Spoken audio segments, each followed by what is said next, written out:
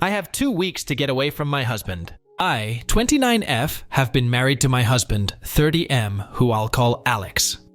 Alex and I met in college during our freshman year. We started off as just friends and got married 7 months ago. I've gotten along with his family, but we aren't super close, but we're friendly enough. The problem is that Alex has begun to make me incredibly uncomfortable. Firstly, he's begun to ask me who I'm meeting with, where, what we plan on doing, how long every single time I leave the house without him. At first, I just thought he was being protective and a good partner just in case something happened. But then he started checking my phone after the visits, vetting and researching each of my friends as well. He also has been pursuing me to link my bank account to his, as he's in charge of the finances when he was perfectly fine with keeping them separate before. We fight about it almost every day. Finally, yesterday, when he was preparing to go on a work trip for 2 weeks in California, he demanded I wear a tracker so he could keep an eye on me while he's gone. I can't do this anymore. I feel like I'm suffocating. And his family, who I've spoken to about his worrying behavior, just said he's being careful and protective as a good husband should. I need to gather my things together and find a way to be gone before he gets home without tipping him off. He's always threatened that if he ever found me cheating on him, he'd turn in divorce papers the same day. He keeps a filled-out copy in his desk. I'm going to submit those the day I leave. But there's so much to do. Bergen finding a new place to live, seeing if my job has any transfers available, packing and moving in 2 weeks. His return flight May 11th, so I need to move quickly. I'm posting here because I don't have any close family, and I can't risk dragging my friends into this as we share the same friends. I just needed a place to vent and ask if anyone has any advice on the easiest and safest way to do this. Update 2. So I've gotten a lot of support and helpful advice, along with questions I thought I should clarify before I proceed with the update. Some asked why I'd be hiding things from Alex regarding going out and who I'm meeting with. I don't, and I have nothing to hide. However, when he begins to then double-check everything I tell him with the other people there, right down to each person I talk to, and what I said. Did I send any text MSGs? Did I order food? How much did I eat? That's when it started to feel like I was slowly being pushed into a corner. It didn't start that bad, but gradually grew worse over time. All of the Reddit subs my in-laws' families are part of are related gardening and DIY, so I highly doubt they'll see this. If so, by the time they do, I'll hopefully be gone. I talked to my job and explained things to my manager, and they promised to look into openings in other states to see if they could get me into one. They'll have an update on that in 3 days. I trust that my bank account is secured, considering he's tried to get into it before and failed. I found one camera in the kitchen, another in the living room, and one in our bedroom. As such, I've left them in place for now and done all other planning, either in the bathroom pretending I'm taking a bath.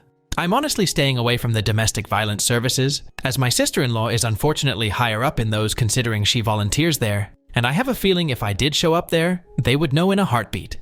I can't look for apartments until I get the update from my work, but either, or I'm still going to be leaving the state. The day before I do, I will be changing my number carrier and wiping my laptop and all of his electronics before I do. I've met with 2 lawyers so far and had them look over the paperwork my husband had prepared, and both said that it did have some clauses in it. That could have caused me some trouble down the line. What alarmed all of us closed the fact that several of those clauses dealt with future children, and not as a hypothetical. Like several here suggested, I have a feeling he fully intended on getting me pregnant to keep me trapped and tied to him. There are 3 other locations my job could send me to, and I have. As a precaution, begun looking into all 3 cities and housing in the areas. Just in case one of those, this is the one they send me to. Even if they don't have an opening that they can push me into, then I will just have to quit, move, and figure things out on my own. I have enough money to live and survive for a few months until I can pick up another job. Unfortunately, all of our friends are mutuals and would likely be unaware of the consequences of saying or sharing anything I do or say with my husband. I don't have any surviving close family, and obviously my in-laws are not a good resource to rely on. I am on my own, unfortunately, other than the wonderful bonds I've begun to make here. I will update again if I get more information or something else happens. Otherwise, I'll update when my work gets back to me. I do plan on leaving before he returns though, just to make sure that I'm not anywhere near here at that time. Update 2. Good news! My work has an opening I qualify for that will not only shift me across the country, but also comes with a salary increase as well. I've started telling my in-laws and friends that I'm planning a surprise outing for when my husband gets back for just the two of us. This way, people don't give me odd looks if they see me out and about. I've even gone as far as asking MIL to show me his favorite recipes. Meanwhile, I found a moving company that, while small, is willing to work in a storm. The reason is, in 5 days, we're supposed to get hit with a large storm front. I plan to shut off the breaker and say we lost power if he asks, just as several people here suggested, and even send him a short clip of the storm. I will have all of my stuff moved that afternoon, and I will be flying out once the weather has cleared enough to do so. I have a lawyer who will push my divorce through, and I've filled out the necessary paperwork so that I don't have to be here for it. I'm not suing for assets or alimony, and I've shredded his divorce papers as well. I've set up a cheap payphone plan through Cricket until this is all said and done, at which point I will find a new carrier, number and phone. This one is being wiped and left behind. My laptop is provided by my work, and the IT department inspected it thoroughly, and it was clean, thankfully. No other electronic aside from my laptop and new phone will be coming with me. If Alex needs to talk to me, he can do it through my lawyer. Not sure if anything else will happen. My fingers are crossed that he doesn't think anything's amiss until after I leave, and I'm not turning the breaker back on when I do. He can when he gets home. My work is covering the plane ticket, so that at least is one expense I don't have to finagle in. Update 3. It's been a busy week, but I've gotten so much done. Firstly, I am now out of the house and am currently in a hotel while I look for an apartment. It's a big city, bustling with people no matter where you look. We had a pretty bad storm system hit back home that actually lasted 2 days. High winds, thunder, lightning, and even hail everywhere.